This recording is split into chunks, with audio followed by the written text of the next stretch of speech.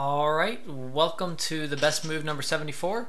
In this particular one, white played the move knight take e5, and we need to determine whether or not that was a good move for white. I've not seen this position before, but the basic gist would seem to be that after knight takes e5, white is relying on the fact that the bishop on d5 is undefended, so if black recaptures with the knight on d7, the knight on c6 or the bishop on f6, then white would get to throw in bishop captures d5, check, surprise, and white has pocketed a nice clean pawn. My first question is, what if black plays rook takes e5? So we have knight captures e5, black plays rook takes e5, up a piece. Now white can play rook takes e5, and black will play queen takes e5, and okay, after queen takes e5, white's point would be that knight takes knight on c6 is possible. This is an x-ray. The bishop on g2 would defend the knight on c6. This feels very tenuous to me for white. I'm struggling to believe that white should be able to win in this fashion. White plays knight takes e5. Black plays rook takes e5. White plays rook takes e5. Black plays queen takes e5.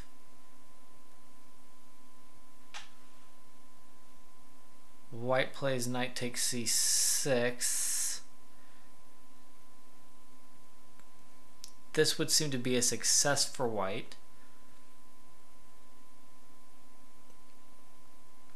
Where can black break out along the way? For instance, black can insert knight captures a5 and rook captures a5 and bishop captures g2 at any point. I mean, maybe not at any point, but at points. Black can play knight captures a5, rook captures a5, and bishop captures b2. So, for instance, if the immediate knight captures e5, bishop captures g2, this one doesn't seem to really pay off for black, because knight captures d7 threatens to play knight captures f6, so I wouldn't want to take on g2 there. Knight takes e5.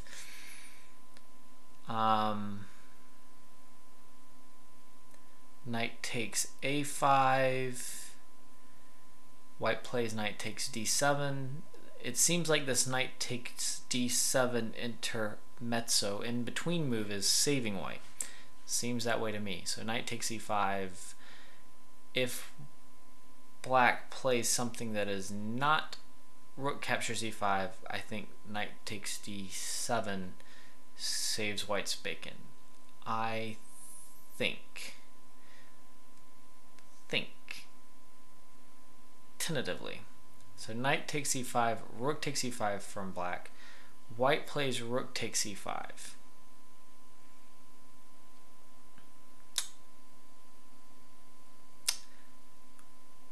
What if black plays bishop take g2 now?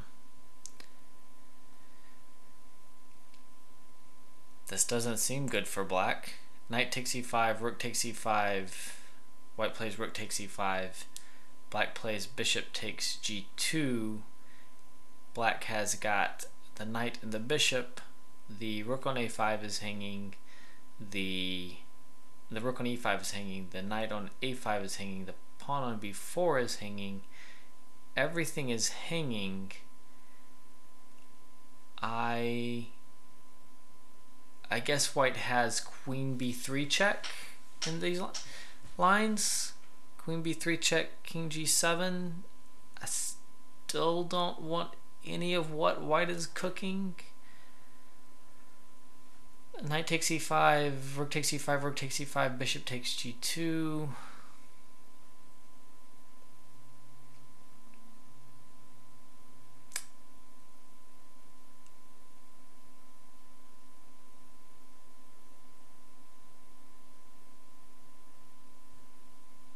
think queen b3 check is right for white. I think white is relying on rook, queen b3 check, rook e6, and hoping for some counterplay. Maybe the rook's pretty active. I would rather have the two pieces most of the time. It doesn't feel different to me today. Is there a clear refutation? Knight takes e5, rook takes e5, rook takes e5.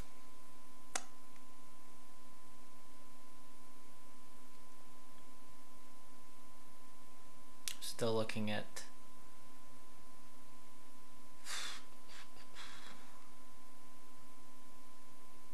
bishop takes g2, queen captures e5, knight captures a5, rook captures a5. I'm not finding a clear refutation via which black is just taking the piece and going home. That much I don't have yet.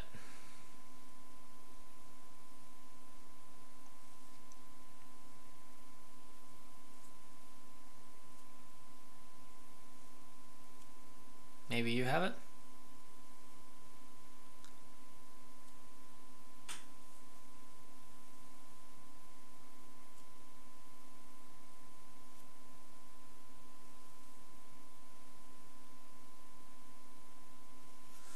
Let's put these moves on the board and see what we see.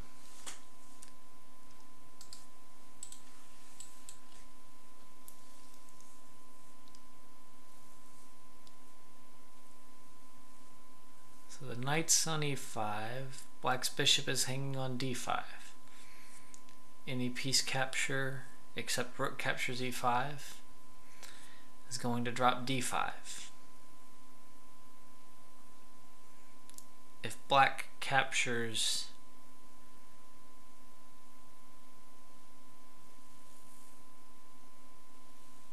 most black moves would allow bishop takes d5, check. Captures on a5 allow bishop takes d5, check. Hey,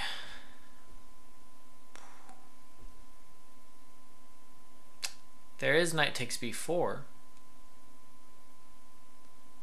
which does not allow captures on d5 with check, or at least black isn't losing the bishop on d5 to the check. After knight takes b4, in addition to all the other goodness, the knight on a5 is hanging. There is the possibility of knight takes d7 from white, which would have to be met, or would seem to be met, by queen takes d7.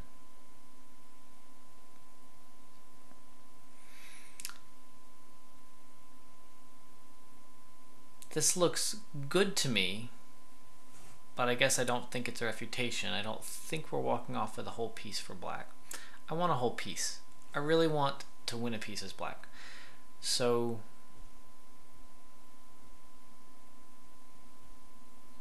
knight takes b4 seems appealing, doesn't seem like a finisher. Alright, then we're back to rook takes e5.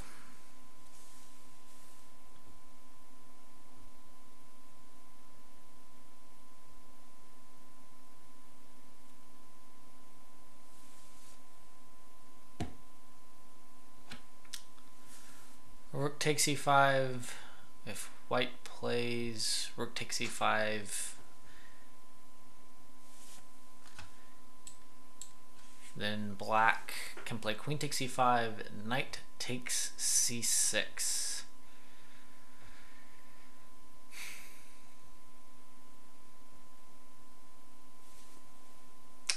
Queen takes c5, knight takes c6, and much regret ensues.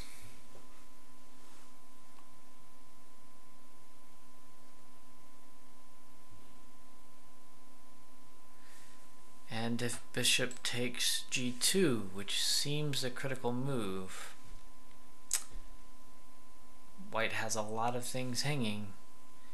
seems to me that you can just move the rook, but then black keeps a piece. Queen b3 check. What's the material count? White has a rook and a pawn for the 2 pieces. King g7.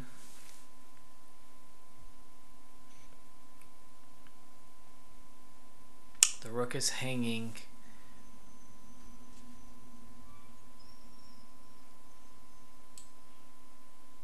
Probably the rook goes to e6. I don't know if there's better for black, but this seems really good for black. Black keeps all the trumps.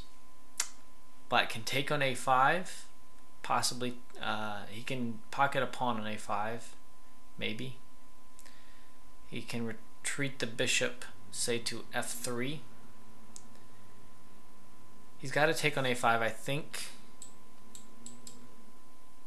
He can retreat the bishop to c6, I guess. a5 looks loose, c5 looks loose. Black is keeping the pieces. I don't see compensation here for white. I guess the open e-file amounts to something, but it doesn't feel like enough. I guess d4 also feels a little loose. The looseness of d4 bothers me more. If d4 goes, say, to queen b4 and bishop takes d4, then maybe you do have something. Although queen b4 should allow bishop d5 along the way. And there's rook takes a5 and queen takes a5. I think this is all favorable for black. I don't know that it's winning, but it's favorable. And I think I'm missing something along this way for white, or for black. I think that there is a refutation. I think that there's an intermediate move that pockets something, and I'm not sure where it is. So let's find out.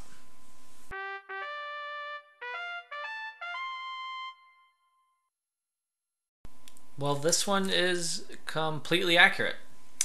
I don't know that I felt sharp calculating that, but this is the main point. Knight take e5 is a bad move. Black does play rook takes e5, after which the most natural line is rook captures e5 when, yes, you cannot play queen captures e5, but you can capture on g2. And basically you're coming out with 2 pieces for the rook and a pawn and a favorable position. This line that I calculated is entirely accurate. It is the most natural main line for black, and it preserves a moderate to clear advantage for black. To be fair, all lines in the initial position for white are not good, so I don't know that I can really criticize white too much for giving this one a shot. In the game, black didn't take this path, black picked another path, and white got a little something. So, in some sense, knight take e5 was the right move, I guess. But it's favorable for black. It should be objectively favorable for black. Everything should be. Frankly, when you have secure pawns on f5, e5, and d4 in the initial position, you really should struggle to go wrong. I take that back. You can always go wrong very quickly. But black should be pretty happy in that initial position, so knight take e5 doesn't disturb that. Black is really strong after that.